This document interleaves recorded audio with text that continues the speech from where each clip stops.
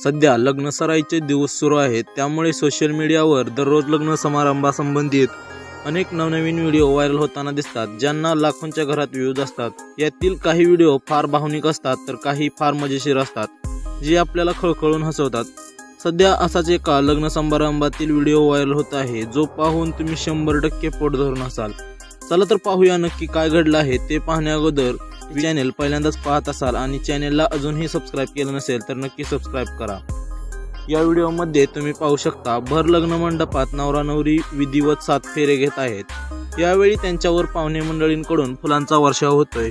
नवरदेवाचे मित्र देखील स्टेजवर उभे राहून ते नवरा नवरीवर फुलं टाकतायत, पण त्यांची फुलं टाकण्याची पद्धत इतकी विचित्र होती की पाहून कोणालाही राग येईल, कारण ते नवरा नवरीवर फुलं टाकत नव्हते तर अक्षरशः ते फेकून मारत होते, जी तिथे मंत्रोच्चार करणाऱ्या पंडितजींच्या अंगावरही पडत होती, ज्यामुळे पंडितजींना देखील राग येतो आणि ते हातातील बॉक्स समोर उभ्या असलेल्या नवरदेवाच्या मित्रांच्या अंगावर फेकून मारतात। यावेळी पंडितजी रागाच्या भरात त्यांना काहीतरी बोलताना दिसत आहेत। सध्या हा व्हिडिओ सोशल मीडियावरती व्हायरल होताच अनेक युजर यावरती प्रतिक्रिया देताना दिसत आहेत। यातील एका युजरने लिहिले, पंडितजींना इतका राग छान वाटत नाही, ते प्रेमानेही बोलू शकले असते।